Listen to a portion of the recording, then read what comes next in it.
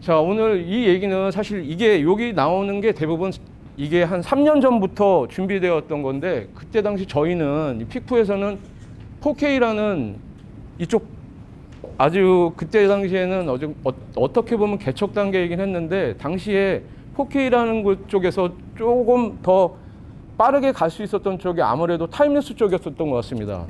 그래서 아마도 여기 실장님께서 저를 아무래도 강의에 초청해 주신 것 같고, 그때 당시에 이제 제가 타임랩스 4K 쪽이니까 가장 가까운 쪽이어서 제가 강의를 했었고, 이게 3년 전 저희 그 픽푸에서 한번 이쪽 방향으로 흘러가긴 했는데, 지금은 어쨌거나 4K가 대세 아닙니까? 대부분 다 뭐 작년 말부터 해가지고 올해 들어와서는 4K라는 게 거의 뭐 이렇게 생소하거나 낯익거나 그런 용어도 아니고.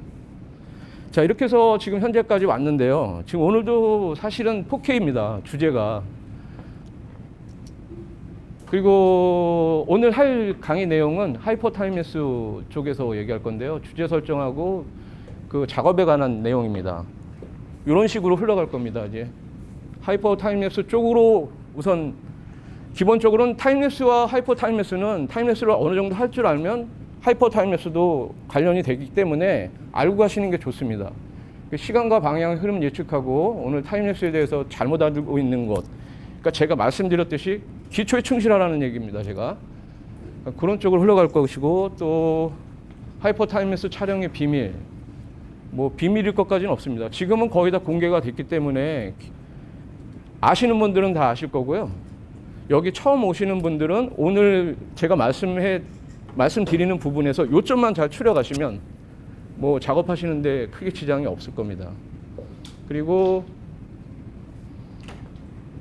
보시고 좀 이따 핸드헬드라고 해가지고 직접 들고 촬영하는 거 그런 정도 하고, 그리고 세 번째 시간에는 하이퍼 타임랩스 워크플로우 이 정도로 하겠습니다. 오늘 후반 작업 어제 샘플 촬영을 좀 했는데요. 그거 아니라면 뭐 간단하게 시간적으로 좀 모자르다면 빠르게 진행할 수 있게끔 한번 제가 한번 후반 작업을 한번 보여드리겠습니다. 간단하게. 그리고 타임랩스 장비. 근데 사실은 전에 이 부분은 여기 지금 예전에 한 4년 전에만 해도 달리라는 게 이렇게 5년 전에는 달리라는 거, 특히 달리는 있었지만 전자로, 그러니까 전동으로 움직이는 타임랩스 쪽 위주의 달리는 없었기 때문에 그때 당시에 제가 개발을 했었고요.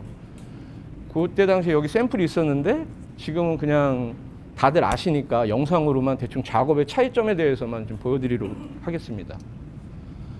자, 여기 오신 분들 중에 제가 요 얘기를 자꾸 하는데, 오늘 얘기는 아주 간단한 원리에서 시작해서 기초적인 부분부터 해서 여러분들이 꼭 알고 가야 되는 타임랩스를 꼭 알고 가시면 여러분들이 타임랩스에 접근할 수 있는 방법이라든지 그 기초에서 얻어질 수 있는 부분을 실용적인 기술적인 제가 가르쳐 드리는 오늘 이런 부분에서 잘 활용을 하시는 게 좋을 것 같아서, 그래도 여기 처음 오시는 분들도 있으니까 타임랩스가 어떤 것인 거는 좀 알고 가야 될 것 같아서 제가 오늘 간단하게 그냥 뭐 제 지식은 아니고 뭐 오늘 얘기한 거는 거의 뭐 인터넷상에 얼마든지 뭐 검색을 하시면 다 나오는 내용이지만 오늘 강의니까 다시 한번 되새겨서 한번 확인해 보시고 넘어갔으면 좋겠습니다.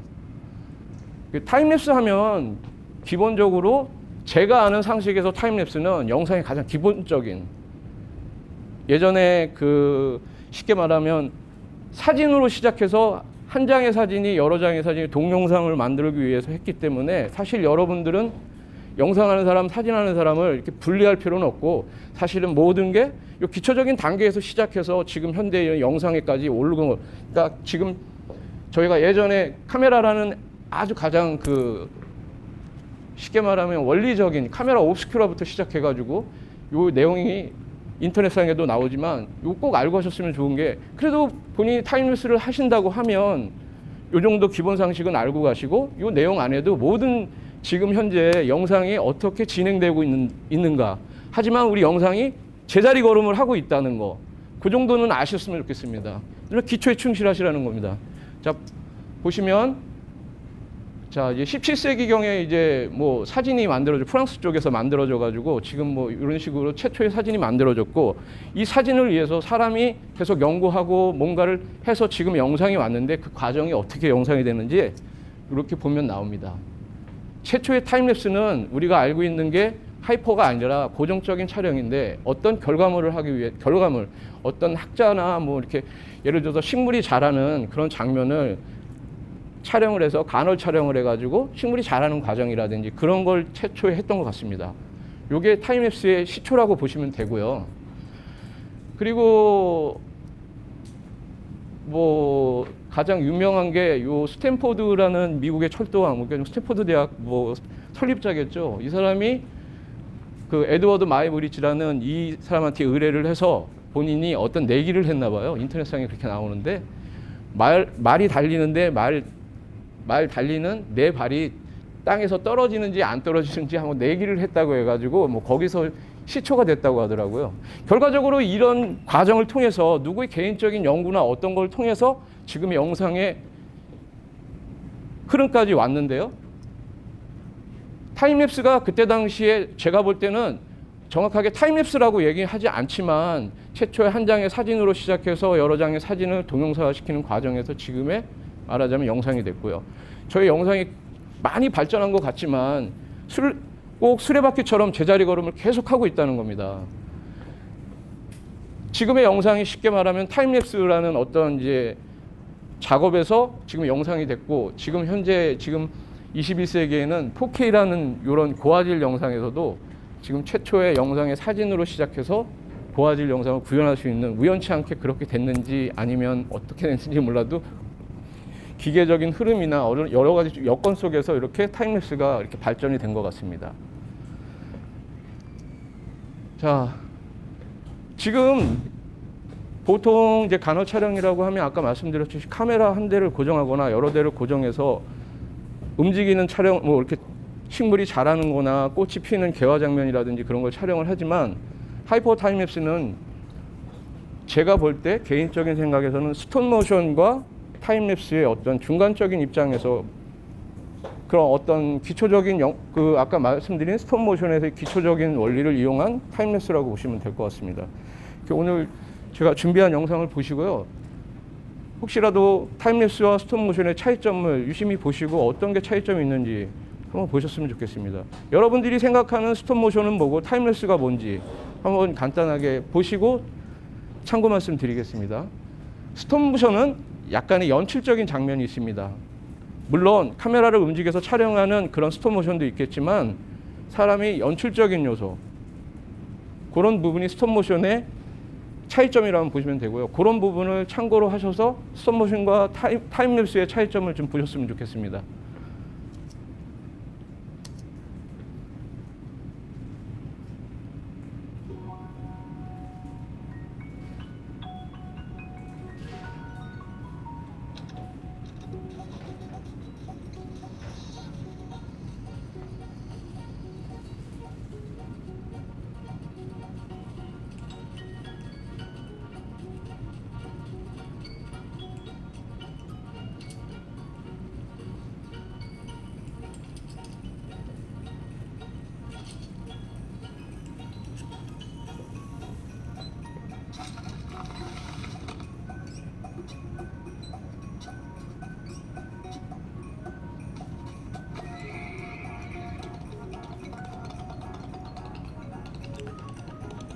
자, 이런 장면이 스톱모션이라고 말씀드리는데, 이게 약간의 타임랩스와 차이점은 연출적인 요소가 들어가고 시간과 어떤 흐름에 대해서는 구애를 안 받고 연출적인 요소에 중점을 두고 촬영하는 걸 스톱모션이라고 보면 되겠습니다.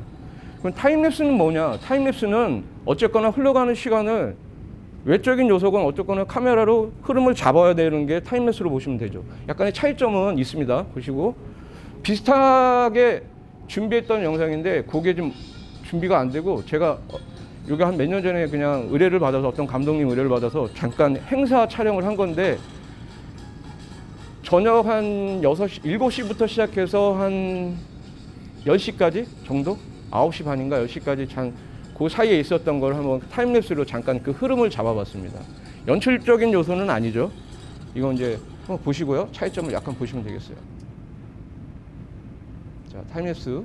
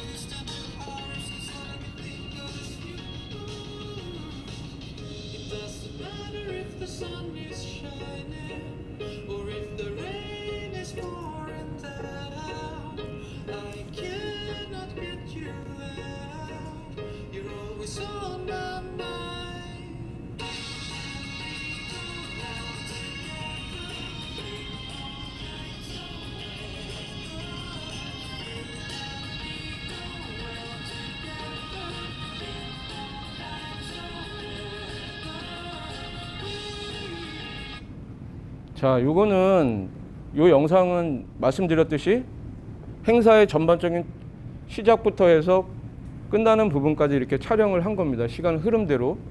요런 부분을 타임랩스라고 보시면 될 것 같아요. 굳이 뭐 어떤 걸 스톱모션, 타임랩스 그런다면 아까 말씀드렸듯이 스톱모션에서는 연출적인 요소가 어느 정도 가미되고 타임랩스에서는 시간이 중점이 된다는 시간의 기록을 중점으로 보시면 될 것 같아요. 자, 그 다음에 이제 달리 촬영과 하이퍼 타임랩스 촬영인데요. 보통 타임랩스 촬영할 때는 지금 전동 달리라는 게 있거든요. 아시겠지만 정확하게 촬영을 하고 카메라가 한 스텝 움직이고 촬영하고 한 스텝 움직이고 이런 전동적인 기계를 이용해서 촬영하는 달리 촬영이 있고요. 이렇게 그냥 고정으로 해가지고 릴리즈로 카메라 연결해서 세팅을 해가지고 맞춰서 고정 촬영을 하는 부분이 있습니다. 그리고 거기서 조금 더 발전된 게 요 하이퍼 타임랩스라고 보시면 되고요. 차이점은 아까 보셨지만 그런 고정 촬영이 있고 지금은 이제 달리 촬영과 하이퍼 타임랩스 차이점을 한번 좀 보시면 되겠습니다. 한번 보세요.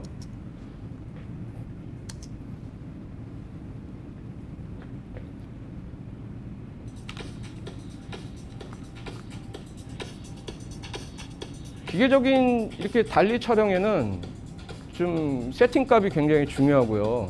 보면 달리라는 요 기계를 이용해서 전동적으로 움직여 가지고 촬영을 하게 되는 게 전동 달리, 달리 촬영이라고 보시면 되겠습니다. 물론 전동이 아니어도 달리 촬영은 가능합니다.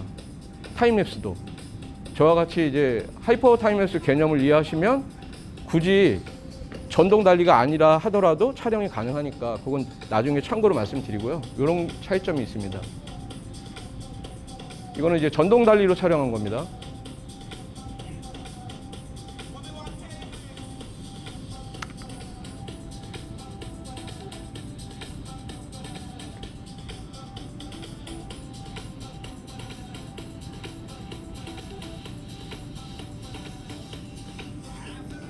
자, 이거는 이제 하이퍼 타임랩스인데요. 전동 달리가 지금 길게 촬영을 못 한다는 단점이 있다면 하이퍼 타임랩스는 좀 공간을 넓게 활용해서 좀 약간 좀 뭐 달리보다는 넓게 좀 촬영할 수 있겠죠. 아무래도 좀 이런 장점이 있겠죠. 그리고 어떻게 보면 좀 더 좀 입체적인 면도 있고요.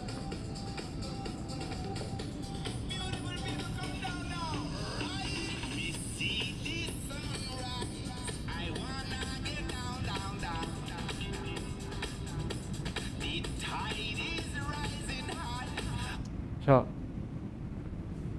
보셨죠? 이게 전반적으로 말씀드린 이제 타임랩스에 대한 어느 정도 기초적인 과정이고요. 요 정도까지는 이해하시면 될 것 같아요. 혹시 질문 있으십니까? 여기까지?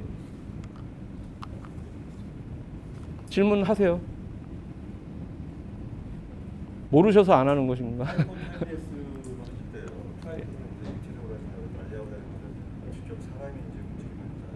예. 스트라이크보드에다가 뭐 조금 편의성을 위해서 바퀴를 좀 달아놓은 그냥 아무것도 없이 그냥 삼각대 그대로만 놓고. 예. 삼각대 내지는 그러니까 삼각대 그러니까 굳이 카메라 외에 장비를 쓴다면 삼각대를 씁니다. 삼각대가 더 정확히 얘기한다면 볼에도 좋은 걸 쓰겠죠. 뭐 그게 여의치 않다면 그냥 들고 찍거나. 뭐 들고 찍는 거야. 요거는 어느 정도 지금 그 기술적인 감각이 좀 어느 정도 촬영하면서 좀 있어야 되고 몸에 좀 어느 정도 배야지 촬영이 가능하고요. 여러분들이 그냥 기본적으로 촬영하실 때는 삼각대를 이용해서 촬영하시는 게 가장 안정적이고 힘이 좀 덜 듭니다. 사실 그냥 들고 찍는다는 거는 이게 카메라가 사실은 이게 많이 무겁진 않지만 이걸 장시간 하이퍼 타임랩스를 하게 되면 이거를 많게는 1시간 넘게도 계속 이런 똑같은 자세로 이렇게 촬영을 해야 되는데 이게 맨 처음에는 이게 좀 가벼울지 모르겠는데 이게 한 50장 정도 또 100장 정도 넘어가게 되면 굉장히 무게감이 느껴집니다. 그리고 손이 이렇게 부들부들 떨려요. 그러니까 평상시 이제 팔 힘도 좀 어느 정도 있고 뭐 그러면 좋겠지만 또 뭐 저 같은 경우에는 지금 애초에 이런 식으로 촬영을 하기 위해서 좀 연습을 해서 좀 부담감 없는데 처음 촬영하시는 분들은 굉장히 힘들어합니다. 물론 이게 카메라를 1시간 이상 들고 촬영하는 것 자체도 힘들지만 그건 중요한 게 아니라 1시간 들고 촬영을 해서 좋은 결과물을 얻어야 되는데 그렇지 않기 때문에 가장 큰 문제죠. 1시간을 해서 좋은 결과물을 얻는다면 그건 촬영할 만한데 그렇지 않으니까 가장 추천해드리고 싶은 건 처음에 하이퍼 타임랩스를 하실 때는 삼각대를 이용하시는 게 좋겠습니다. 자, 하이퍼 타임랩스 워크플로우 차이인데요. 요거는 대충적으로 오늘 설명 빨리 들어가고 오늘 시간이 좀 없었어요. 그죠? 그래서 설명은 우선 드리고 나중에 제가 한번 오늘 작업이 어떻게 전반적으로 되는지 한번 보여드릴게요. 자, 기본적인 그냥 타임랩스는 아주 간단합니다. 이렇게 고정으로 촬영을 해서 JPG로 찍든 아니면 뭐 라우 촬영을 해서 뭐 라우로 했다면 후반 작업을 해서 바로 그거를 에펙에 얹혀서 그냥 뽑아내면 됩니다. 그냥 원하시는 대로. 그런데 그 단계, 그러니까 1차적인 단계 촬영, 2차적인 단계 뭐 이렇게 옮기는 것까지는 아니더라도 컴퓨터에 DNG로 바꾸든 뭐를 하든 해서 후반 작업을 해서 바로 결과물을 확인할 수도 있고 직접적인 뭐 작업을 해서 바로 현장에서 확인까지도 가능합니다. 프리커가 대충 어느 정도까지인지 뭐 이런 거 여러 가지 다 확인이 되지만 하이퍼는 그게 안 됩니다. 우선 촬영을 하게 되면 촬영을 해서 결과물을 얻어내서 이걸 프리커 작업을 하고 다시 스테빌라이징 작업을 한 다음에 거기서 또 틀어지는 장면을 한 번 더 하든 뭐 하든 이렇게 해서 여러 번 작업을 걸쳐서 얻어지기 때문에 가장 소요되는 시간이 많은 게 아마도 렌더링 시간 또 수작업 시간이 아마 보통 일반적인 타임랩스 하나 하는 것보다 한 4배 이상은 들 것 같습니다. 제가 볼 때 시간적으로 봐도 그 정도 보시면 돼요. 자, 이게 뭐 대충적인 건 그렇습니다. 확인은 어느 정도 되지만 그래도 정확하게 안정화 작업까지 끝내려고 하면 긴 시간이 필요합니다. 그리고 사용되는 타임랩스에 있어서 사용되는 여기 그림 때문에 제가 설명드리는데 기본적으로 여기에 있는 요 정도는 아시면 될 것 같아요. LR 타임랩스라는 프리커 제거를 할 수 있는 프리커 제거 프로그램이 있고 또 라이트룸이라는 우리 뭐 사진 하시는 분들은 다 알겠지만 사진 작업을 병행해야 되기 때문에 라이트룸이 있고요. 에펙이 있고요.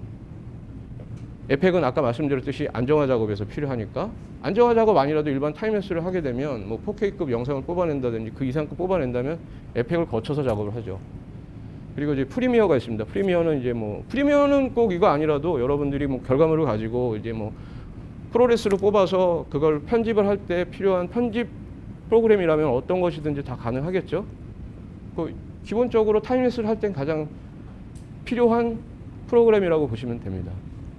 그러니까 4가지가 아니 3가지 제일 중요하고 나머지 하나는 뭐 여러분들이 선택하셔도 되고요. 워크플로우는 보시면 알겠지만 제가 말씀드렸듯이 굉장히 복잡하죠. 그냥 보통 일반 고정 촬영이나 달리 촬영은 바로 결과물을 확인할 수 있지만 하이퍼 타임랩스는 결과물을 확인하는 것까지가 굉장히 좀 시간이 많이 걸리고 렌더링 작업도 여러 번 거쳐서 하기 때문에 시간상도 굉장히 많은 소요가 됩니다. 그러다 보니까 한번 렌더링 걸고 그게 확실치 않으면 또 걸고 또 걸고 하기 때문에 가장 중요한 거는 이제 하드, 고용량의 이제 하드가 좀 필요하고요.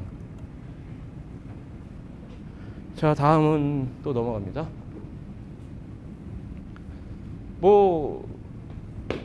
이 얘기 얘기 안 해도 다 알겠지만 기본적으로 라우 촬영을 하시는 게 여러분들한테 좋은 게 시간적으로나 용량은 좀 많이 나올지 모르겠지만 후반 작업하는 데 있어서 라우 촬영을 하게 되면 조금 번거로움은 있지만 또 좋은 작품도 여러 가지 컬러라든지 여러 가지 또 나중에 프리커 작업할 때도 꼭 라우로 촬영하시는 게 좋고요. 이게 아니라면 라우로 촬영하셔서 용량을 조금 줄이시고 싶다면 DNG로 변환을 해가지고 작업을 하셔도 됩니다. 그러니까 여기 이렇게 설명을 드렸어요. 그리고 라우로 촬영하는 거는 저희 그 타임랩스 하는 쪽에는 꼭 고화질을 같이 안고 가기 때문에 고화질 작업을 하려면 라우로 촬영해야 되고 혹시 여러 가지 이제 그 보정 작업에서 굉장히 이로운 점이 있습니다. 용이하기 때문에 저희가 라우를 쓰게 되고요. 이 라우의 좋은 점은 또 여러분 알겠지만 컬러에 대한 그 비중이 굉장히 크고 관대하죠. 그러니까 라우로 촬영을 해서 작업하는 걸 원칙으로 하죠. 자, 그리고 바로바로 넘어갑니다. 질문 있으시면 바로바로 하십시오. 셔터 수명하고 어떤 관계가 있어요? 예? 셔터 수명하고 그거 촬영하고. 아, 셔터 수명하고는 전혀 관계가 없어요. 그러니까 라우로 촬영하라는 거예요. 굳이 JPG로 해도 한 방에 셔터고 라우로 촬영해도 한 방에 셔터인데 단점은 용량이 좀 더 많이 들어간다는 거고 그런 걸 좀 두려워하시는 분들이 있으니까 말씀드리는 건데 타임랩스 촬영하실 때는 굳이 JPG로 촬영해서 하시는 것보다는 여러 가지 복합적인 면도 알게 되잖아요. 라우로 촬영하시다 보면은. 왜냐하면 아까 말씀드렸듯이 프리커 작업을 해야 되는데 또 키프레임 작업도 있고 데이터 값을 가지고 움직이는 거기 때문에 그러니까 LR 타임랩스 같은 경우에는 데이터 값을 가지고 움직이니까 기본적으로 라우로 촬영을 하시는 게 좋습니다. 그래서 촬영을 하셔서 용량이 많다면 DNG로 변환을 하는데 대략 제가 볼 때는 한 15% 정도 좀 용량이 좀 덜 들어가는 거는 한 20% 정도인 것 같아요. 그 정도. 우선은 그냥 라우로 촬영하십시오. 그리고 용량이 많다면 JPG로 하셔도 되고. 근데 이제 제가 말씀드리지만 프리커 작업하는 거, 색보정 작업, 그 다음에 후반 작업에서 여러 가지 문제점이 걸린다는 건 감안을 하셔야 됩니다. 그러니까 좋은 작품을 하시려면 제가 아까도 말씀드렸듯이 오늘 제일 중요한 주제는 기초입니다. 기초에 충실하라는 얘기. 오늘 끝까지 그 얘기로 끝날 겁니다. 그러니까 지금 오늘 제가 말씀드린 것 중에 더 변형은 없습니다. 1차 강의 때 제가 어떤 강의를 했는데 어떤 분이 제가 아까 그 하이퍼 타임랩스 영상 중에 제가 밑에다가 돌리를 달았어요. 바퀴를 가지고 제가 겨울에 추워가지고 좀 힘들고 하니까 가방이 무거워서 얹혀놓고 촬영했는데 제가 촬영할 때 그렇게 촬영해서 그런지 어떤 분이 멀쩡한 그 삼각대에다가 바퀴를 달아서 촬영하더라고요. 그러실 필요까지는 없어요. 그러니까 바퀴나 그런 거 제가 아까 말한 것처럼 그냥 삼각대나 카메라 요 두 가지만 가지고 작업하는 거니까 그 외에는 없습니다. 아까 먼저 보여준 그림 송도에서 하신 게 예. 달고 하신 거예요? 예. 바퀴가 달려 있으니까 제가 좀 편하려고 그때 너무 춥고 하니까 가방도 좀 있고 그래서 이렇게 촬영할 때 좀 불편하니까 거기다 얹혀놓고 촬영하려고 차에 이렇게 지금 움직이고 그러던 걸 갖다 거기다가 얹혀놓은 거거든요. 그러니까 제가 말씀드린 것만 생각하시고 그 외에 변형적인 거 제가 혹시라도 오늘 여기서 얘기하는데 제가 촬영하는 방법은 좀 틀릴 거야 이렇게 생각을 하지 마셨으면 좋겠어요. 그냥 저도 촬영하는 건 가장 기초적인 것에서 더 이상의 변화도 없고 그냥 그 기준에서 그 기본에서 더 이상 없습니다. 딱 그대로만 촬영합니다. 자, 그리고 오늘 요 색부정 노하우는 없다. 그러나 이 얘기는 그냥 색이 중요하기 때문에 말씀을 드린 거예요. 약간 역설적으로 말씀드린 거죠. 그리고 여러분들이 알고 있는 색의 개념에 대한 거 좀 어느 정도 알고 가셔야 되고요. 이게 여기도 색에 대해서는 아주 굉장히 전문가가 계셔가지고 제가 함부로 말씀을 못 드리겠지만 타임랩스 쪽에서는 약간 짧은 시간에 모든 걸 좀 보여주기 위해서 약간 좀 어떻게 약간 HDR 느낌 같은 컬러도 좀 있고 어떤 분은 뭐 다양한 색깔을 한번 시험적으로 하시는 분들이 있습니다. 그러니까 이 정도는 알고 가시는 게 좋을 것 같아요. 그리고 컬러는 타임랩스뿐만이 아니라 영상을 하시는 분들 입장에서도 가장 중요합니다. 이 4K로 넘어오면서부터는 더욱이 더 굉장히 중요한 부분이니까 여러분들이 오늘은 이렇게 짧은 시간에 제가 많은 걸 설명을 못 드리고 제가 또 굉장한 전문가도 아니기 때문에 이 부분이 중요하다는 것 정도만 이렇게 말씀을 드리고 갑니다. 앞으로는 이제 뭐 4K 이후에 뭐 16K로 갈지 8K로 갈지는 잘 모르겠지만 앞으로는 이 부분은 더욱더 중요해질 겁니다. 그러니까 정확히 알고 가시고 여기서도 말씀드렸지만 빛에 대한 삼원색과 색에 대한 우리가 잘 알고 있는 색의 삼원색에 대한 거 이 정도는 알고 가시고 나중에 후반 작업하실 때 어떤 결과물이 일어나는지는 여기 보면 간단한 원리에서 나오고 기본적으로 알고 가시면 좋은 부분이니까 제가 여기 그만큼 또 중요하니까 제가 그냥 넘어갈 수도 있지만 설명을 드리는 겁니다. 자, 그러면 제가 아까 말씀드렸듯이 프리커 중요하고 색도 중요하고 타임랩스에서는 그 정도고 하이퍼에서는 안정화 이 정도를 알고 계시면 되고요. 색이 어느 정도로 중요하다는 거는 뭐 여러분도 잘 알겠지만 차이점은 한번 보셨으면 좋겠어요. 자, 이제 프리커랑 아까 말씀드렸듯이 프리커 제거를 하고 제거를 안 하고의 영상과 또 어떤 걸 이용해서 했고 나중에 색을 넣고 뺀 거의 차이점을 한번 살며시 보셨으면 좋겠어요. 영상 준비했습니다. 한번 보세요. 프리커 작업할 때는 이게 오리지널 영상입니다. 보통 이제 사진을 가장 스탠다드하게 찍으면 이렇게 색바란 영상이 나오겠죠? 보통 기본적으로는 이렇게 나옵니다. 이게 오리지널 영상이고요. 타임랩스에서 이제 프리커 작업하는 데는 프리커 프로그램이 좀 있어요. GBD 프리커라고 에펙에 이렇게 좀 플러그인을 사용해서 하는 이런 프로그램도 있고요. 또 우리가 잘 이렇게 타임랩스 하시는 분들은 잘 알고 있는 LR 타임랩스라고 있습니다. 꼭 그거는 프리커만 제거하는 게 아니라 나중에 설명드릴 건데 키프레임 작업에서도 꼭 필요하기 때문에 LR 타임랩스는 꼭 필요합니다. 이게 오리지널과 GBD 프리커 이게 좀 이게 영상이 정확하게 이렇게 선명도가 없어서 그러는데 이쪽은 약간 지금 깜빡임이 있죠. 육안으로 보시면 이쪽은 좀 어느 정도 제거가 된 거고요.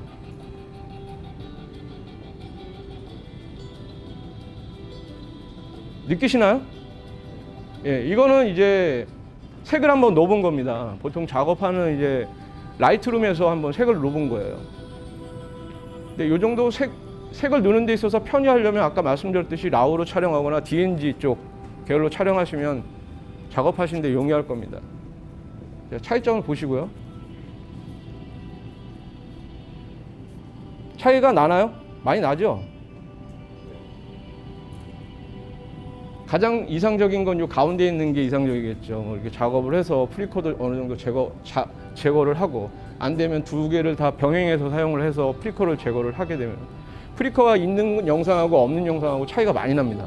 육안으로 확인하셔도 그렇고 특히나 고화질 영상이나 큰 영상에서 보게 되면은 그런 부분이 좀 보입니다. 지금 이렇게 보통 일반적인 사람들은 못 느끼는데 저처럼 이렇게 타임랩스 위주로 촬영하는 사람들 이렇게 보면은 좀 차이점이 있습니다.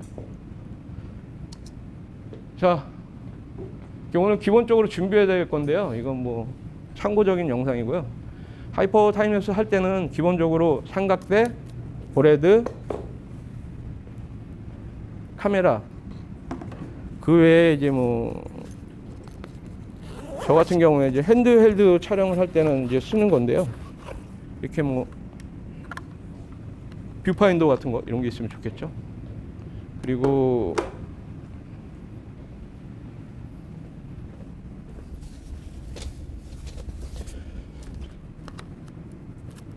제가 처음 타임랩스 강의할 때 쓰던 건데요.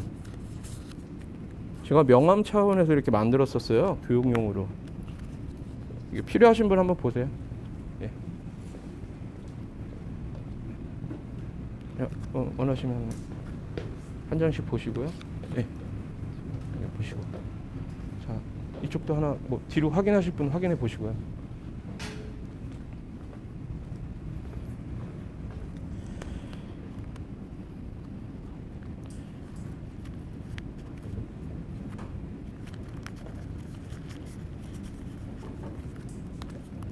제가 명함이 더 안 가져왔네요. 깜빡하고 가져왔어야 되는데. 자, 아무튼 그쪽에 보면 이렇게 십자선이 있어요. 이렇게 그 십자선이 무슨 의미를 하는지 여기 1차 세미나 때 오셨던 분들은 아실 거고요. 그게 왜 중요한지를 이제 설명을 드릴 겁니다. 자, 그거는 이제 필요하신 분은 필요하시면 뭐 비슷하게 만드셔도 되고, 아니면 마카펜 가지고 표시를 하시든지, 아니면 조그만 스코치 테이프에다가 붙여서 표시를 하셔도 되고, 사용하실 때 이렇게 편하게 표기할 수 있게끔 하셔서 사용하셔도 되고, 아니면 저처럼 이렇게 뷰파인더가 있으신 분들은 이렇게 실뜨기를 이렇게 해서, 여기 안 보이시나요? 이렇게 십자가로 제가 이렇게 붙여놨어요. 스티커로. 이렇게. 자, 이렇게 사용을 합니다. 그러니까 기본적으로 이렇게 릴리즈 꼭 있어야 되고, 삼각대 꼭 뷰파인더가 아니라면 이렇게 카메라 하나와 이렇게만 있으면 하이퍼 타임에서 작업하는 데는 다 됩니다. 이렇게. 자, 이해하셨나요? 여기까지 왜 필요한지? 왜 필요한지 이제 구체적으로 한번 넘어가 볼게요. 자, 이제 하이퍼 타임랩스 하는 데는 카메라가 어느 정도 성능이 좀 있어야 돼요. 그 메뉴가 뭐냐면, 여기 보면 모니터 기능이 가능하고, 뒤에 요즘 근데 디지털 카메라 대부분 다 이렇게 확인이 가능하잖아요. 그죠? LCD 모니터 뒤쪽에 이렇게 있잖아요. 확인이 가능해야 됩니다. 이런 카메라. 그리고 카메라 자체에 10배 기능이 여기 보면, 자,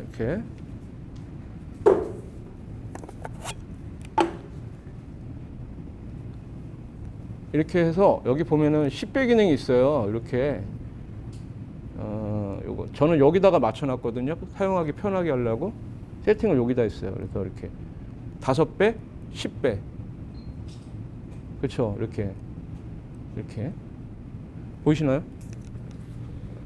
원래는 이게 카메라 여기 있는 게 아니라 다른데, 여기 보면 이렇게 돋보기 표시가 된 데를 누르면 되는데, 저는 요거 사용 안 하고 이렇게 그냥 카메라 세팅을 한 거예요. 그래서 사용하기, 왜냐면 들고 찍을 때 제가 촬영하면서 여기를 이렇게 해서 이렇게 할 수가 없으니까, 한번 촬영하고 여기 눌러서 촬영하고 이런 식으로 이렇게 들고 촬영을 하거든요. 그러니까 제가 세팅을 여기다가 해놓은 거예요. 아니면 굳이 뭐 여기가 안 되면 여기다 하셔도 되고요. 여기 예비 버튼에다가 세팅을 하셔가지고 바로바로 촬영을 하시면 됩니다. 중요한 건 10배 기능 내지는 5배 기능이 꼭 돼야 돼요. 최소한 5배 기능. 근데 요즘은 이제 뭐 보통 요런 카메라 아니라도 조그맣게 가지고 다니는 디지털 카메라도 저런 10배 줌 기능이나 5배 줌, 8배 줌 기능 있고, 요즘 나오는 카메라는 보니까 16배 줌 기능도 있는 것 같더라고요. 보니까 오디마크 S인가요? 그게 그 정도급 되는 것 같더라고요. 그리고 그 정도까지는 되지만 더 좀 촬영을 하시면서 촬영 쪽 앵글 연출을 하시고 싶으면 또 이런 게 있어야 돼요. 이렇게 사각 기준점이 있죠. 근데 요즘 나오는 카메라가 보면 이게 조절이 안 돼요. 이렇게 좌우로 이렇게. 삼성에서 나오는 건 그냥 삼성 카메라 같은 거 보면 NX 같은 경우에 그냥 요 가운데만 있더라고요. 이렇게 확대할 수 있는 요 이렇게 좀 사각 앵글 부분이. 요런 거는 조금 이렇게 촬영을 하면서 기본적으로 하이퍼 타임에서 촬영을 할 수 있겠지만, 저 같으면 촬영을 하겠는데 처음 하시는 분들은 불편할 수가 있어요. 이렇게 딱 고정돼서 나오는 거는. 그러니까 이렇게 움직이면 더 좋습니다. 왜 그런지 제가 또 설명을 드릴게요. 자, 그러면 됐고, 그리고 될 수 있으면 배터리가 좀 오래 가는 거면 좋겠죠. 아까 말씀드렸듯이 지금 고정 촬영 같은 경우에는 그래도 하이퍼보다는 배터리가 덜 먹습니다. 근데 하이퍼는 시간이 좀 걸려요. 촬영을 하면서도 매 장수 넘어가는 인터벌 시간이 좀 어느 정도 있기 때문에 많은 장수를 찍을 수가 없어요. 대략 오디마크 3나 이쪽 카메라로 봤을 때 한 700장, 800장 정도 찍으면 배터리가 거의 없어지는 것 같더라고요. 뭐 저 같으면 더 찍을 수도 있는데 처음 찍으시는 분들은 그 정도로 많이 못 갑니다. 그 정도 하시고, 자, 그리고 제일 중요한 거는 전자수평계. 전자수평계가 없으시다면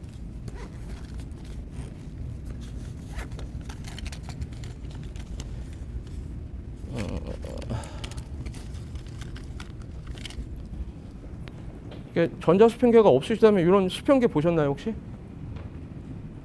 아니면 이제 아날로그로 식으로 돼가지고 수평계지가 있는 그 물방울로 할 수 있는, 이게 왜 수평이 굉장히 중요하냐면 보통 한 23mm 이상 촬영 그 렌즈로 촬영했을 때는 왜곡이 좀 덜 생기고 나중에 촬영을 해서 결과물을 얻을 때도 지금 이렇게 좀 울리불리하는 이렇게 좀 그런 게 좀 덜한데, 이렇게 그 밑으로 광각으로 넘어가서 촬영을 하게 되면 높낮이가 살짝만 틀어져도 영상이 가다가 튕겨요. 이렇게 틱틱틱 하고, 아니면 안정화 작업이 잘 됐다 하더라도 이렇게 건물이 막 이렇게 울리불리하는 찌그러지는 현상 같은 게 막 이렇게 촬영을 하면서 굉장히 왜곡적인 부분이 많이 보이기 때문에 수평이 굉장히 중요합니다.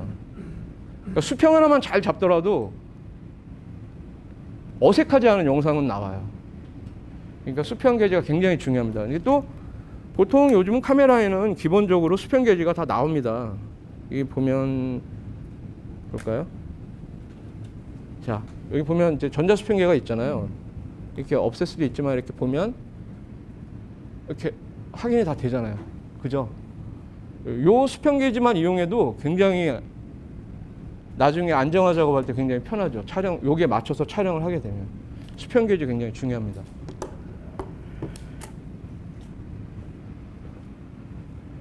자, 그리고 그렇지만 아까 말씀드렸듯이 촬영은 어떤 카메라든 다 가능합니다. 이 중에 한 개 정도 기능만 없다 하더라도 촬영은 다 가능해요. 그러니까 뭐 보통 가지고 있는 카메라는 대부분 다 촬영을 할 수 있는 거고요. 요즘 카메라는 기본적으로 요 세 가지는 거의 충족돼서 만들어져 나오니까 거의 문제 없이 촬영할 겁니다.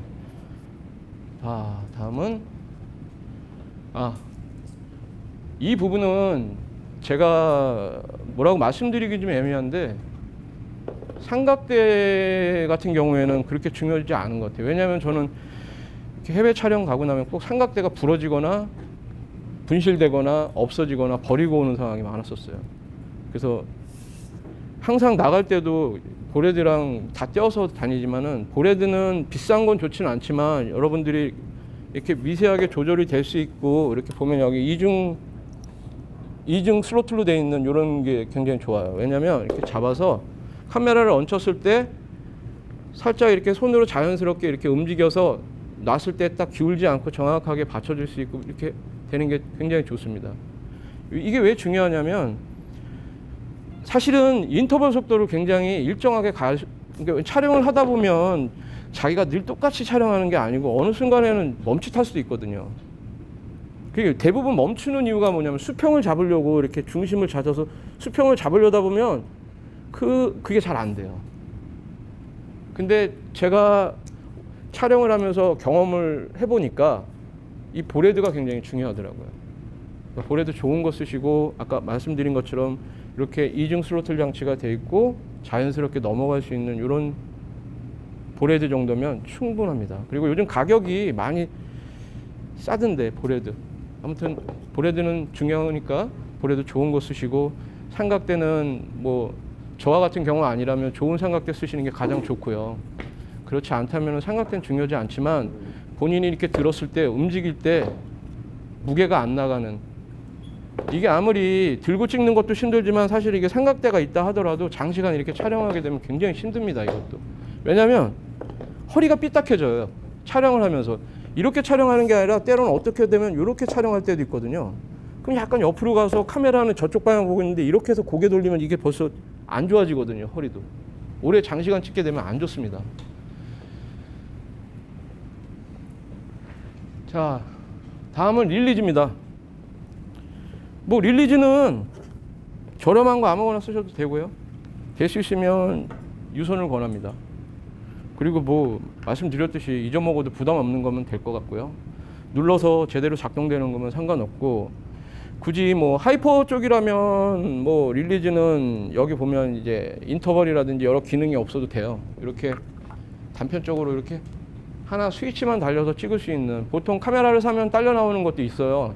또 카메라 살 때 원하면 또 주는 데도 있고 한데요. 저도 이거 하나 받았는데 이렇게 해서 그냥 바로바로 찍을 수 있는 것도 되고, 아니면 무선으로 돼서 바로 앞에다 대고 촬영하는 건데, 요거 주의해야 될 점이 뭐냐면, 촬영을 하다가 이렇게 앞에다 대고 촬영을 하면 이 카메라를 건들거나 뭐 이런 문제점이 있으니까, 될 수 있으면 이게 이 손으로 쓰고 잡아서 바로바로 촬영하면 이게 좀 편합니다.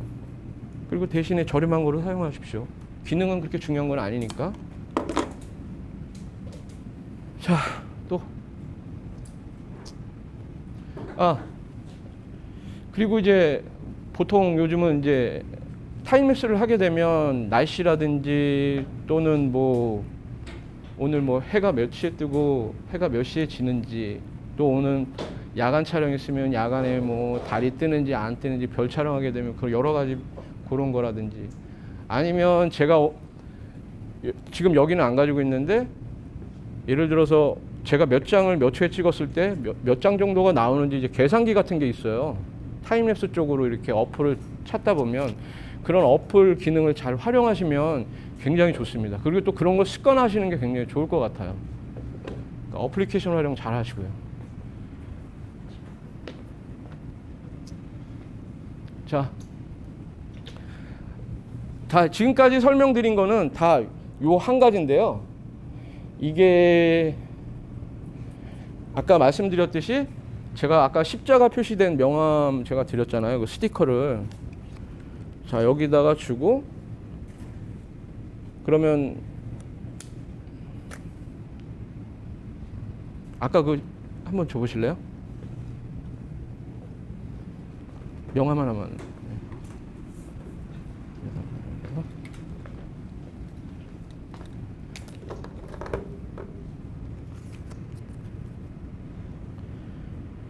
꼭 이걸 사용하라는 법은 아니고요. 뭐 집에서 얼마든지 스티커라든지 스카치 테이프라든지 그런 걸 사용하셔도 되니까, 아니면 제가 말씀드렸듯이 저렇게 실을 띄우셔도 되고요. 카메라 손상 가니까 괜히 뭐 볼펜 가지고 긋거나 그러지 마시고요. 이렇게 스티커를, 자, 가운데다가 붙이셔서 이렇게 보시잖아요. 자, 촬영을 하실 때 가장 기본적인 거니까 이 부분은 잊지 마시고요. 제가 들고 찍던 아니면 삼각대를 이용해서 촬영을 하든, 보시면 아까 10배 좀 말씀드렸죠. 자, 그러면 여기서 촬영을 하게 되는데요. 이렇게 10배 줌을 하신 상태에서 일정하게 마치 제가 무슨 사격을 하듯이 매번 샷을 날릴 때마다 여기 보이는 저 포인트 있죠? 포인트에 대고서 살며시 이렇게 촬영을 하는 거예요. 자, 그리고 더 자세하게 설명을 드리면,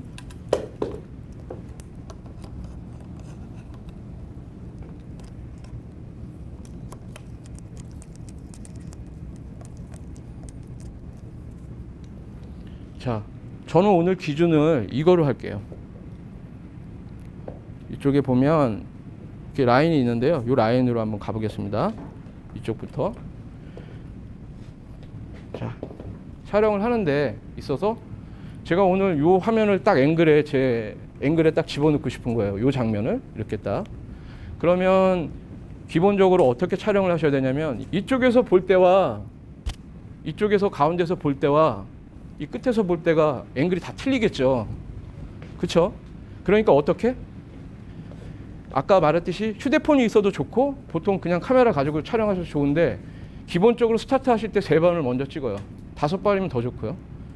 자, 3번을 먼저 찍습니다. 이렇게 해서 한 장 딱 찍고, 가운데 가셔서 또 똑같은 위치에다 대고 또 찍고, 이쪽에 가서 사진을 찍어봐요.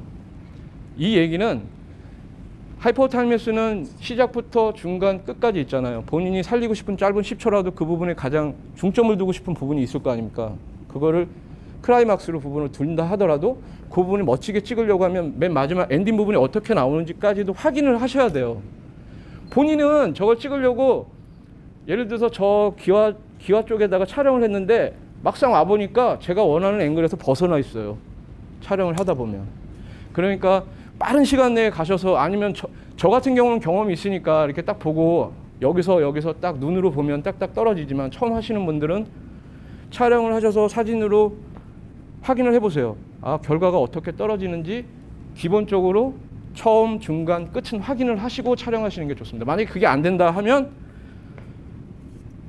가장 이상적인 앵글을 찾기 위해서 아까 말씀드린 요 사각, 여기 보면 사각 앵글이 있죠. 앵글을 조절을 하는 겁니다. 그러면 이 앵글에 대해서 확대가 되거든요. 다른 데를 한번 찾아보는 거예요. 제가 원하는 끝부분이나 제일 원하는 클라이막스 부분으로 둬야 될 부분이 어느 부분인지를 정확하게 맞춰서 요걸 가지고 조절을 하는 거죠. 그러니까 아까 제가 말씀드렸듯이 요 기능이 굉장히 중요할 수가 있습니다. 자, 그러면 이렇게 해서 촬영을 하는데 제가 보통 촬영할 때 이렇게 촬영을 하죠. 보세요. 이렇게 해서 가운데다 맞춰서 정확하게 촬영을 하고 나갑니다. 하나, 그리고 여기에 정확히 맞추겠죠. 제일 중요한 거는 라인이 이게 뭐 경계석이건 어떤 거건 보도블록이건 간에 라인을 일직선상으로 두고 라인이 똑바로 돼 있는지 보신 다음에 첫 번째 요 다리와 두 번째 다리 요 앞쪽은 모르겠지만 요 부분을 정확히 맞추셔야 돼요. 만약에 이게 이렇게 이런 식으로 촬영되다가 이렇게 갔다가 이렇게 갔다 이런 식으로 촬영이 되면 아까 말씀드린 그런 왜곡 현상이 일어난다는 거죠. 또는 영상이 중간에 튄다든지 하는 부작용이 생겨요. 그러니까 촬영을 하실 때 제일 중요한 건 뭐냐면 일정하게 가는 거예요. 처음 촬영하실 때 욕심을 내지 마십시오. 인터벌은 중요하지 않아요. 첫 번째 촬영에 최소한 10번 촬영하기 전까지 인터벌은 신경 쓰지 마세요. 내가 최소한 정확하게 촬영을 해서 나중에 스타빌라이징을 했을 때 좋은 결과를 얻는 게 중요한 거니까. 그리고 나서 그 10번 정도 촬영을 하다 보면 어느 정도 손에 대한 감각이라든지 어떻게 촬영하면 되는구나라는 걸 느끼게 돼요. 대부분 여기서 그때 1차 하이퍼 타임랩스 때도 여기 오셨던 인원보다는 많았던 것 같아요. 근데 대부분 하이퍼 타임랩스를 중간에 포기하는 이유는 뭐냐면 힘드니까 못하는 거지만 어느 그 선에 넘어가서 본인이 촬영한 게 굉장히 또 매력적일 때가 있어요. 그 선을 넘게 되면 계속 촬영하게 돼요, 대부분. 그리고 더 여기 또 서정로 작가 같은 경우도 이렇게 하이퍼 타임랩스 촬영하시는 분인데 그 단계에 그런 맛이 있어요.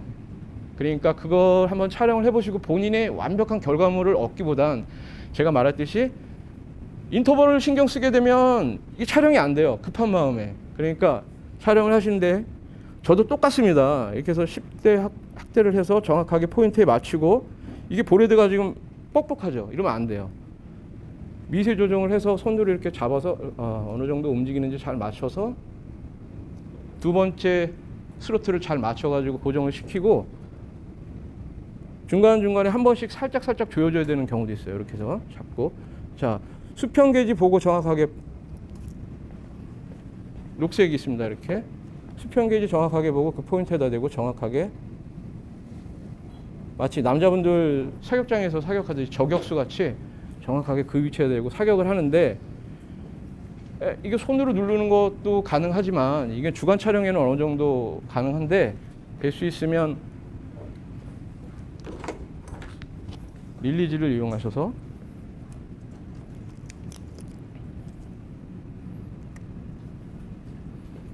자 한번 그리고 신경 쓰지 마세요. 시간은 자 옆에 갑니다. 이렇게 자 만약에 여기 보면 이렇게 바닥에 이렇게 선이 있잖아요. 기초적인 단계를 설명드리는 겁니다. 여기 보면 대략 한 10cm마다 이렇게 나무판 이렇게 있으면 경계석도 보도블록도 다 대부분 어떤 일정한 간격이 있지 않습니까? 거기에 맞추셔도 되고 제가 말씀드렸듯이 하고자 하는 마음이 있으면 나중에는 10cm가 보여요.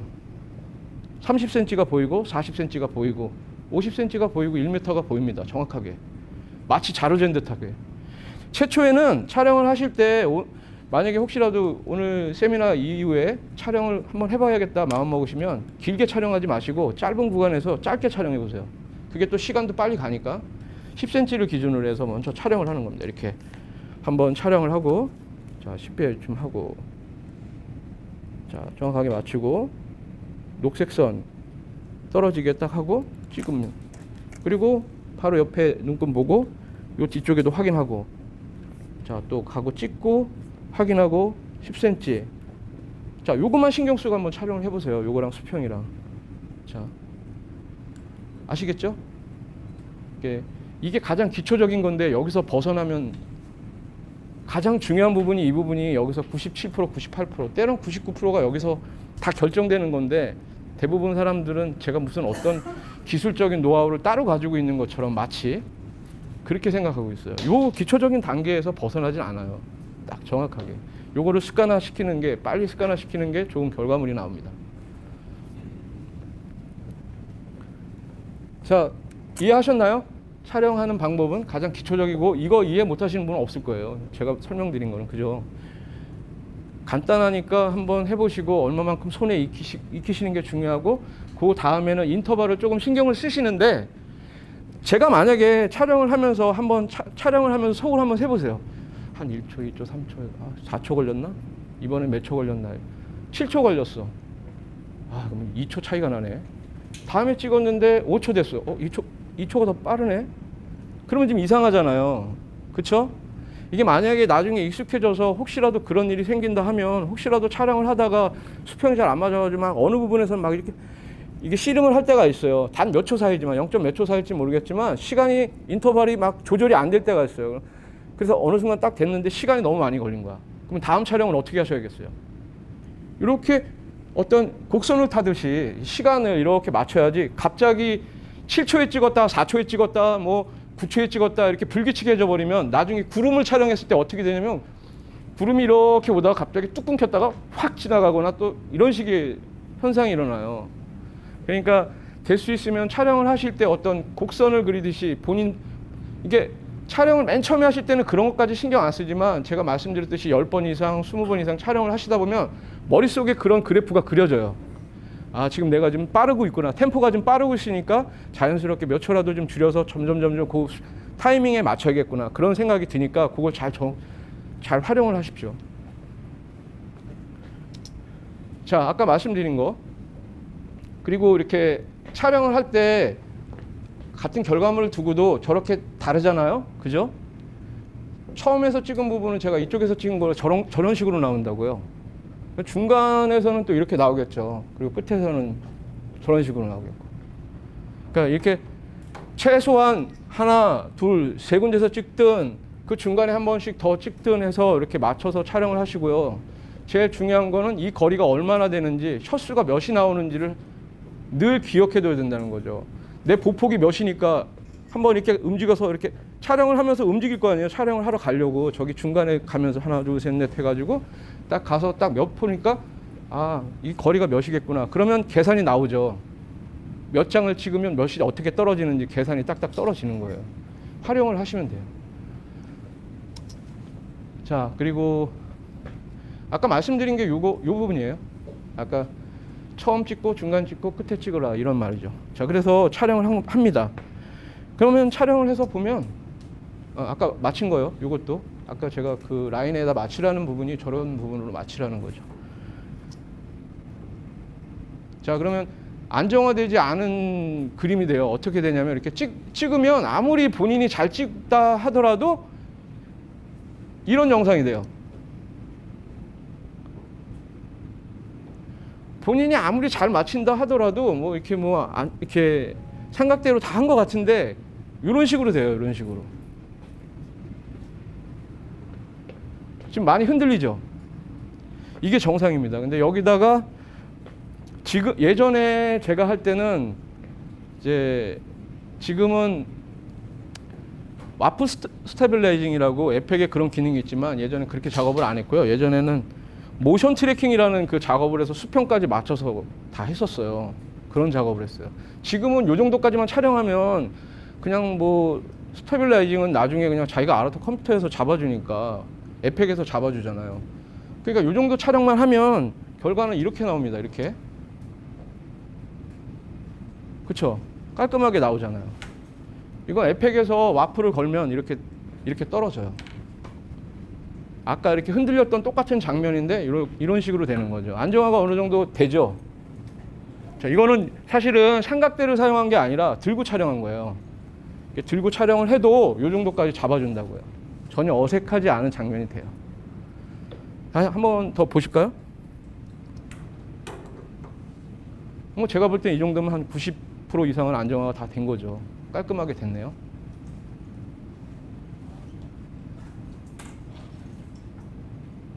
그쵸? 자, 다음은 아까 말씀드렸듯이 항상 공간에 가면 공간을 잘 활용하는 거죠. 저도 맨 처음에는 요거를 눈에 익히는 연습을 많이 했어요. 어느 공간 어디를 가더라도 바닥 라인을 보고 전체적인 공간과 앵글을 바로바로 이렇게 익히는 그런 훈련을 좀 마인드 컨트롤을 좀 많이 했던 것 같아요. 하지만 바보 같은 게 그러니까 요런 데 습관을 들이다 보면 본인 몸에 배는데 마치 이런 기본적인 습관을 안 가진 상태에서 본인이 뭔가를 이렇게 해보겠다고 바로바로 작업을 하게 되면 항상 말씀드렸듯이 기초에서 어긋난 행동을 하게 되면 좋은 결과는 안 나와요. 그러니까 될 수 있으면 공간 활용을 하는 게 가장 좋아요. 특히나 이 삼각대를 쓸 때는 이런 공간 활용을 안 하게 되면 좋지 않은 결과물이 나와요. 그러니까 이렇게 될 수 있으면 공간 활용을 잘 하세요. 여기 보면 보도블록, 경계석, 난간, 축구, 뭐 여러 가지 다리 라인에 밑에 보면 데크라든지 여러 가지 이용을 다 하는 거예요. 공간을. 그런 게 습관화가 되면 어느 장소에 가더라도 어느 나라 촬영을 하더라도 사람 사는 곳이 거의 다 비슷비슷하고 거의 이렇게 비슷비슷한 건축물들이기 때문에 대부분 다 거의 촬영하는 데 지장이 없어요. 자, 보시겠습니다. 요거는 경계석을 이용한 건데요. 사실 여기 보이진 않는데 이거 송도 신도시고 여기 보면 자동차 축구 자리 옆에 보면 경계석이 있어요. 이게 좀 위험한 촬영이긴 한데 축구에 이렇게 맞춰가지고 경계석이랑 윗상단에 삼각대 한쪽 다리를 올리고 이렇게 해서 촬영을 한 거거든요. 한번 보세요. 이런 것도 활용이라면 활용이죠. 자, 보세요. 우선 지형이 편편해야 돼요. 편편. 경계석 같은 거 여기 같은 경우에 편편하잖아요. 윗상단이. 자, 이렇게 촬영을 합니다. 자, 또 이거는 아까 말씀드렸듯이 보도블록에 보면 여기 보면 라인이 이렇게 있죠. 정확하게. 그죠? 제가 대각으로 가고 싶다 그러면 여기 자기 마음대로 가도 상관없어요. 이런 데서는 거의 촬영이 100% 잘 됩니다. 보시면 직진이 아니라 한 바퀴 돌기도 해요. 이런 거는 어렵지 않아요. 바로 촬영을 해도. 자, 가고 싶은 대로 다 갈 수 있어요. 자, 한 바퀴 돌기도 하죠. 이렇게.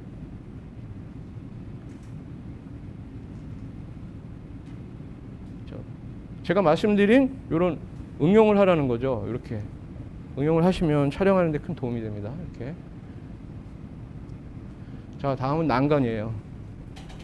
그 단계가 지나면 제가 아까 말씀드렸지만 한 10번 이상 촬영하게 되면 제가 눈으로 10cm가 보인다고 했잖아요. 30cm가 보이고 50cm가 보인다고 했듯이 이게 촬영을 하다 보면 여긴 비포장에다가 울퉁불퉁해요. 근데 이건 좀 어느 정도 경험이 있으시면 제가 썼던 거는 요 난간을 따라서 요 밧줄 테를 이용한 거거든요. 이렇게 해서 이렇게 촬영을 해서 가는 거예요. 이거는 이제 주간에서 야간으로 촬영인데요. 한번 보세요. 자, 그렇죠? 약간 어색하긴 하지만 가능성은 있는 거예요. 제가 초기에 테스트 영상으로 만들었던 거니까 벌써. 자,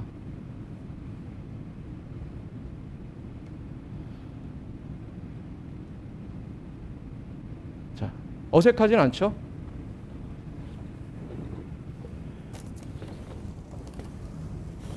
화면이 이쪽 보이시는 분이 이쪽으로 보세요.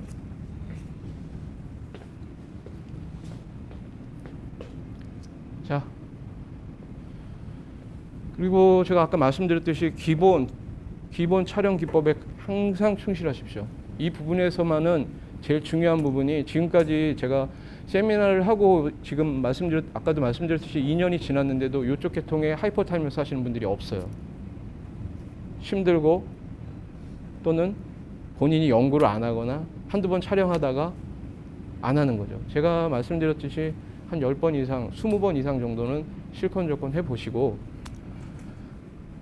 그 다음에 결정을 하셔도 될 것 같아요. 왜냐하면 그것도 안 해보시고 아 저거는 하이퍼 타임레스는 아무나 하는 거 아니야, 뭐 누구나가 못해 이러지 마시고 한번 한가하실 때, 시간 나실 때 집에서도 좋아요. 아이들 놀고 있는 데서 집에 보면 이런 테이블이 있잖아요. 그죠? 그럼 뭐 테이블이 있든 아니면 식탁이 있든 카메라를 요즘 이렇게 다리 짧은 삼각대가 있잖아요. 그렇죠? 그런 거를 활용을 하셔가지고 제가 오늘은 가져오지 않았는데 삼각대를 이용하셔서 집에서 기초적인 거니까 1cm씩 한번 움직여 보는 걸 한번 해봐요. 이렇게 표시하라는 게 아니라 그 조그만 삼각대 보면 요 다리 간격이 정확하잖아요.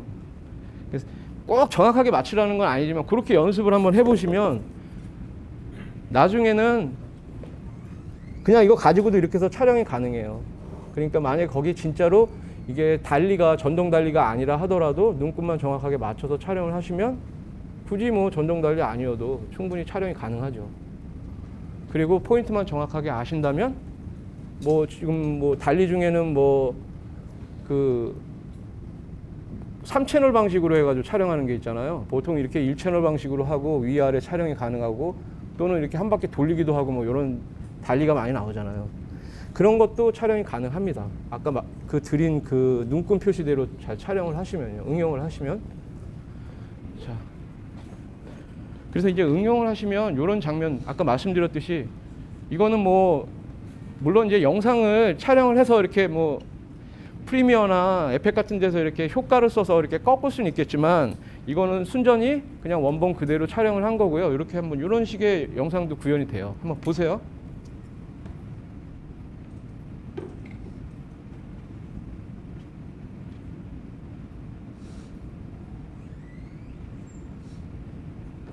자, 응용만 하시면 여러분들이 원하는 건 거의 다 가능하다고 봅니다. 저는 정확하게 촬영하시고 머릿속에 생각하신 걸 그대로 응용만 하시면 되고, 단 시간에 대한 욕심은 좀 버리셔야 될 거예요.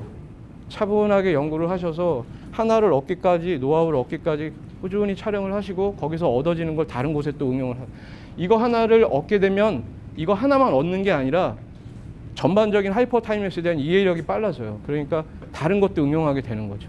굉장히 빠르게. 여러분이 생각하신 거를 해낸다는 게 중요한 거니까 한번 그렇게 해보시고요. 그리고 인줌아웃 기법 있죠. 그것도 사실은 요즘은 이렇게 전동으로 돼서 이렇게 촬영하는 방식이 있지만 사실 그냥 손으로도 촬영이 가능해요. 단 제가 그냥 급하게 막 찍어서 그렇지 정확하게 손 느낌으로 잘 잡아서 촬영을 한다면 전혀 어색하지 않은 영상은 됩니다. 보시겠습니다. 이렇게. 그리고 다음은 카메라 2대를 이용해서, 이 영상 다음에는 뭐가 있냐면 카메라 2대를 이용해 가지고 동시에 촬영을 해서 컴퓨터에서 인줌 아웃 기법, 요즘 뭐 타임랩스 영상들이나 아니면 팔로우 타임랩스라든지 그런 데 보면은 영상이 겹쳐지는 부분에서 효과를 좀 써서 쓰는 부분이 있잖아요. 그런 부분으로 보시면 되고요. 단 시간이라는 건 똑같이 거의 비슷한 동시에 촬영하시는 게 좋고, 그걸 어느 정도 맞추셔서 촬영을 하시는 거죠. 자, 보세요. 요거는 이제 인증아웃 기법이에요. 손으로 그냥 돌려서 맞춘 거니까 18에 200 렌즈로 그냥 맞춘 거예요.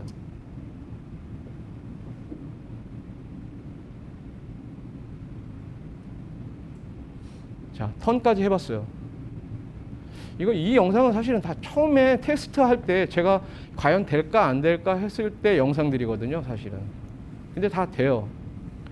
그리고 아까 말씀드렸듯이 카메라 2대를 동시에 촬영을 해서 겹쳐지는 거죠, 같이. 쉽게 말하면 카메라 2대를 동시에 한다면 요즘 말하는 뭐 이걸 응용을 잘 하신다면 뭐 VR 360도 촬영도 가능할 것이고 뭐 여러 가지 뭐 다 가능하겠죠. 자, 이런 거 보세요.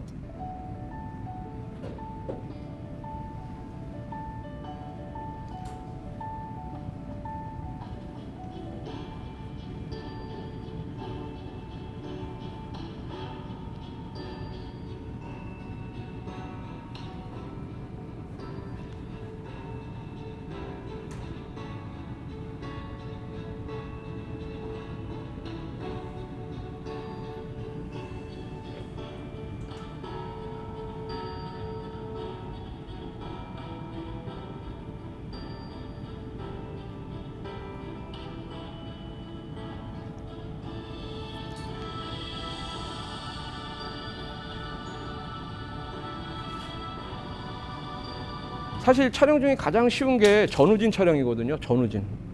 짧게 갈수록 더 안정화가 잘 되고요. 길게 멀리 갈수록 주의해야 될 거는 수평. 짧게 가셔도 수평은 잘 맞추시면 되고요.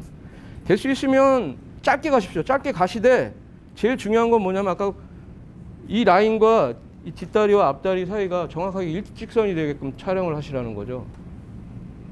대부분 보면 막 촬영하다 보면 막 어느 순간에는 여기는 맞추고 있는데 다리는 이쪽에 가 있어요.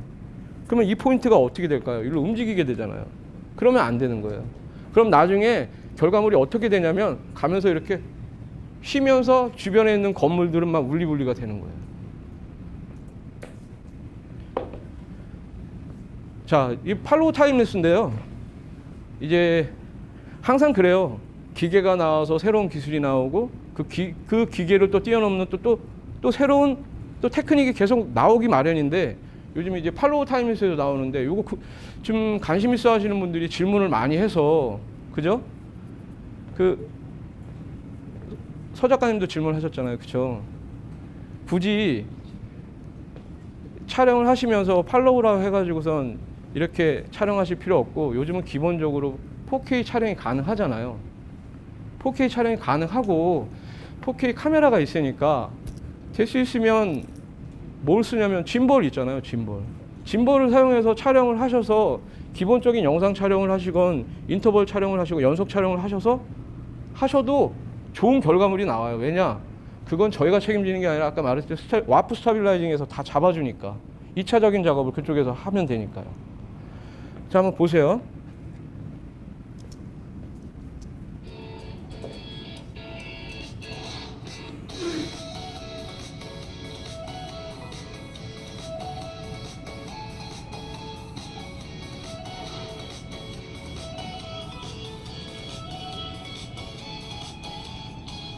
Вы знаете, как это было снято?